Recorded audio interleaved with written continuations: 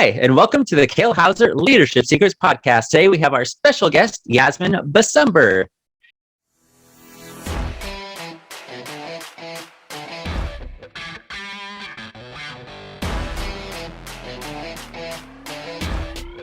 Hello, everybody. Welcome back to the Kale Houser Leadership Secrets podcast. I'm Kale Houser. Today, it is my distinct honor and pleasure to invite Yasmine Bisumber with me today.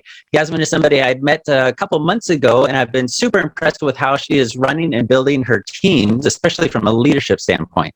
She is a real estate professional and team lead of the Legacy Liaison Sales Team. Yasmine, thank you so much for joining me today. I have been very much looking forward to this podcast. Thank you for having me. This is awesome. I was looking forward to it too. So I'm excited about the conversation. Great. Now, as I'd mentioned, and you had told me you are a real estate professional. So do you focus on what kind of real estate do you focus on right now?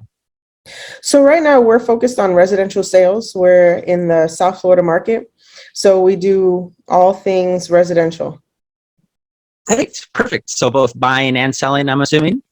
Yeah, both buying and selling. We do want to focus more on the sell side. So we do a lot of listings, but we love our buyers too. So both buying and selling. Right. Right. Yeah. It kind of doesn't work without buyers, right? Right. Exactly. Now, tell me a little bit more about this Legacy Liaison Sales Team. And you're the team lead. Now, how many people are you running in that group? And then what does that look like? Because I'm not a real estate professional. I don't know. I'm sure there's many of my listeners that are not real estate professionals. What does that look like to run a real estate professional team? Oh, wow. So, surprisingly, it might be surprising to some people, but it's really similar to running any other company, right? We've got the same challenges. We have the same things that we need to do as far as foundation and structure and systems. So very similar to running any business, right? You've got to hire the right people. You've got to put the right systems in place. What's specific to real estate itself is just the sales process around what it is that we're selling. We have a very long sales process, right? In real estate, sometimes it could take 90, 120 days to close out a sales cycle. So I think that would be the main difference really, is that long sales cycle. But it's very, very similar to running most businesses. You've got to have, your team morale. You've got to have your systems, your structures, all that good stuff. It's really interesting. So my limited dealings with real estate agents, of course, I've been a customer of that. I've never been in that world myself. I've always, and I don't know if this is a common misconception or conception, I've always thought of them basically just independent contractors. They're kind of one-man teams or one-man people that run, they get a listing or they get a customer, whatever that may be. And it's so interesting to me to hear that. Is that a common model for most real estate agencies and brokers, that they are large teams? Because I guess I would consider 14 a large team. Is that a large team? Is that a small team? Like, how does that compare to, the national average? Yeah. So I think, if you took it back, like maybe 5 or so years ago, what we call a solo agent, right, was more common. Okay. But as the market started to change and the industry started to take a shift, then there was this introduction of teams have always been around, but the popularity of teams has grown so much in the last few years. And now what we're starting to see is that, there are a few agents out there who take on this leadership role and they start building little companies within their real estate brokerages, right? So some might call it a team ridge, right? That's kind of like a model that we call it a team ridge. So we have a team under the umbrella of a real estate brokerage. And you're absolutely right. We are all independent contractors. So we don't necessarily, like the agents that are on my team, I'm not necessarily able to tell them you have to be in the office 9 to 5, because everyone's an independent contractor. Now, if someone's on payroll, that's different, right? Because they're an employee and they're not an agent. But teams are super common now. And there are different kinds of categories. You have what you call like your small, like SEAL team. So, like small but mighty, maybe 2 to 5 people. And then some people have like very large enterprise style teams where you see hundreds of agents on a team. My team is a SEAL team for now, right? And I think Nice. I'm going to keep it that way, but maybe in the future we'll grow to something very, very large and have tons and tons of agents. Right, right. Now, I can kind of assume what the advantages and disadvantages of having a SEAL team, that tactical, more focused team versus a large team. Mhm. Why are you keeping it a SEAL team now? And then what would cause you, or why would you want to eventually, if you do, like you said, eventually want to become a larger team?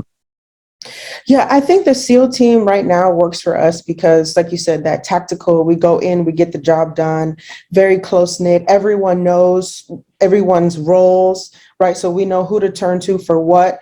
Everything can be funneled through the pipeline and our CRM quickly and easily, Right, right? Because keep in mind, real estate is a very high ticket product, right? So right, we don't yeah, necessarily need a very, very large team to produce a lot.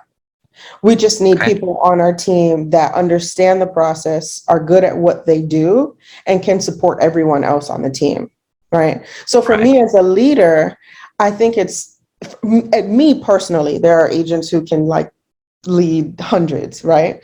But me personally, I do like the idea of having a SEAL team. And honestly, it feels like a family. It's the five of us. right. I'm the fifth one, and then I have my 14 team members, but it feels like a family and we support each other in that way. That's amazing. That's awesome. Now, you had mentioned the difference, obviously, between the independent contractor people that are on your team versus employees. Do you have actual employees at this point, or is that something that's more?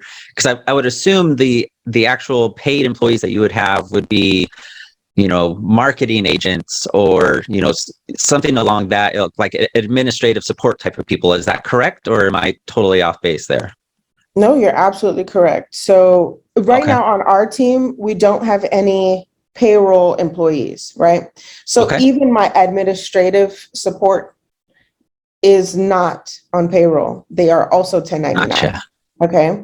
Right. And I'm actually not including that in the four because we only use our admin support per transaction and we pay him Right. per transaction, right? So he's not Gotcha. necessarily a part of our real estate team, but he does come in when he's needed on files to help them close out.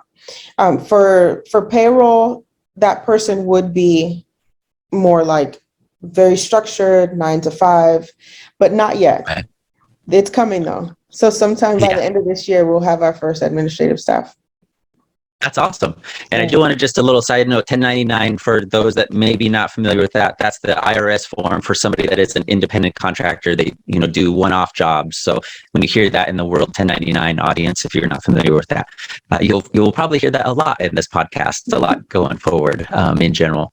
So now, since you're still at that point of the tactical and you're dealing with, contractors and people that, I guess, what makes them want to be on your team? And then what are some unique challenges of having people that you can't just fire, right? You can't say, hey, you need to be here on Monday at 9 a.m. You need to show up and do this house, open house. Like, what are some of those unique challenges that you found in the course of doing this, and how have you overcome those? Like, what do you do to keep that from happening? Yeah. So, okay. So I'll start with your first question about what would make someone want to be on my team. And I think right now the agents that are attracted to me are just attracted to the success that I've had so far. Right. So I've been selling real estate for 7 years. November will be my 7th year anniversary. Nice. And thank you. And just because I haven't gone out and like recruited the masses, right? It has been more of like an attraction kind of thing, which I think works for Right. me very well right now as we're just building this thing up and getting it stable enough so we can scale larger if we choose.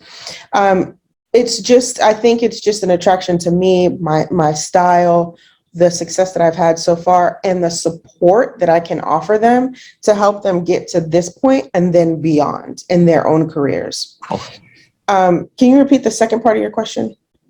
Yeah, so it was essentially, what challenges have you run into in dealing with, non-payroll employees, people that don't necessarily have to do what you tell them?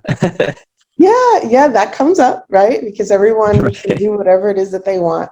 Now, I will tell you this. So I can have rules, right? And I do. Okay.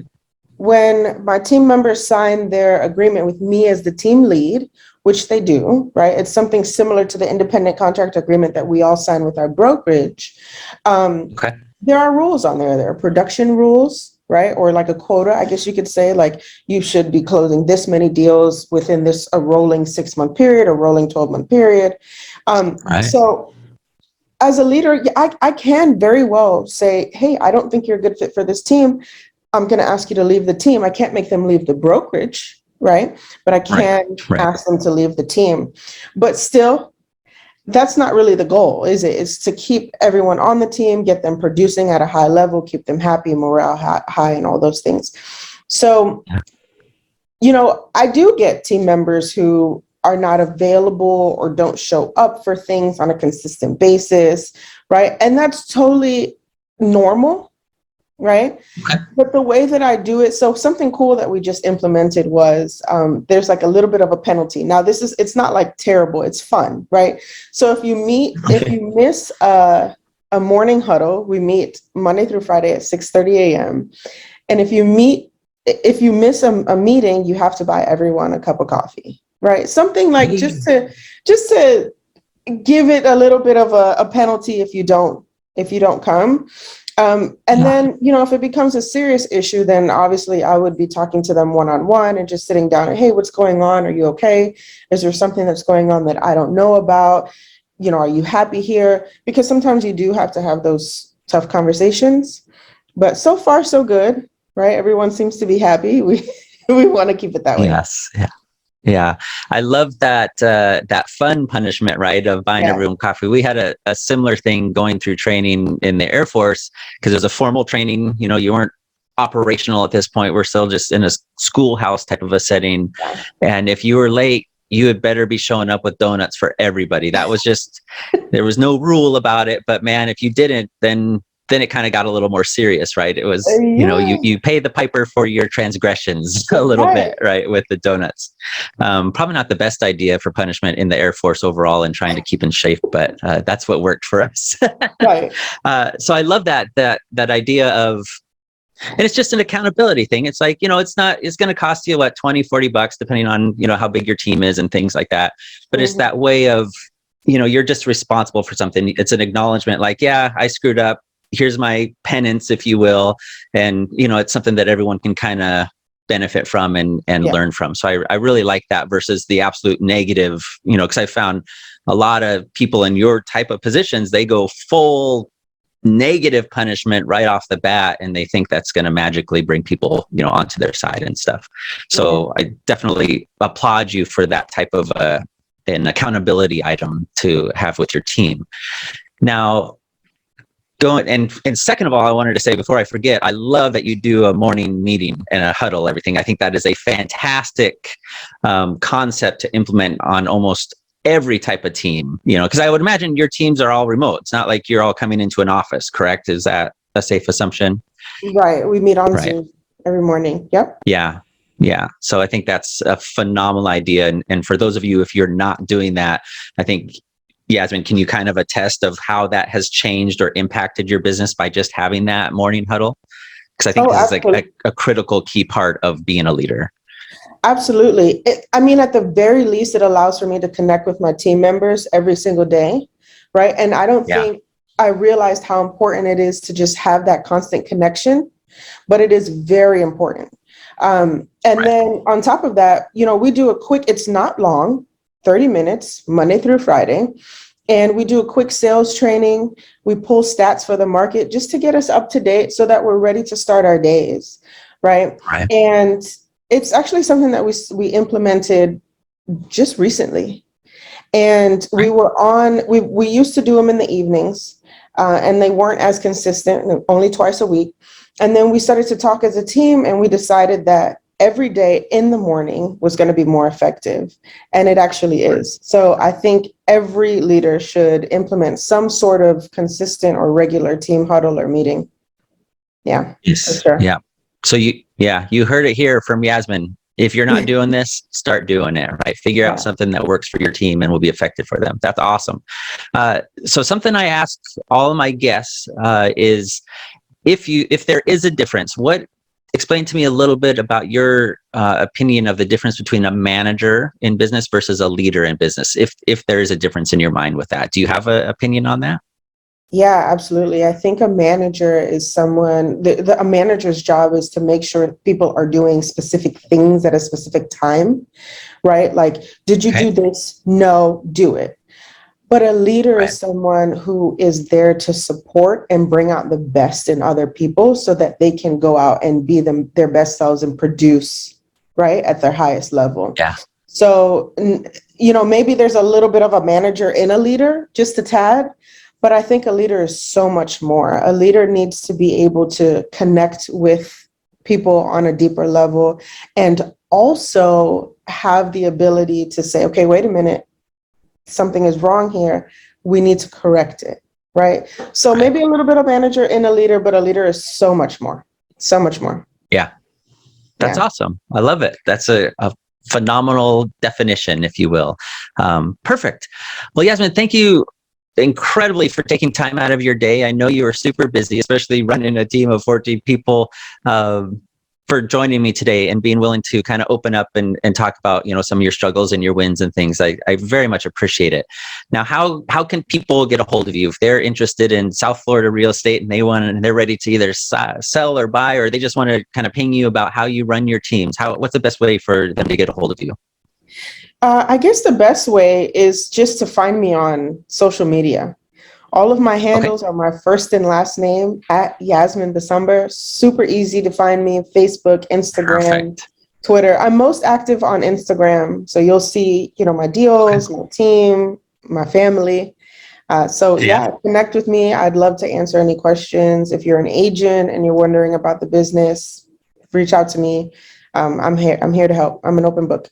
Perfect. And I will be sure to post all those links for so definitely your Instagram, but also your Facebook and things into the descriptions below, so you can click on those directly. Well, Yasmine, again, thank you so much. I very much appreciate your time. Thank you. You're welcome. This was fun. We'll have to do it again. Yes. All right, everybody. This wraps up the latest episode of the Kale Houser Leadership Secrets podcast. Thank you so much for joining me. If you have any questions, comments, concerns, please reach out at kalehouserleadership.com and have a fantastic rest of your day. Bye.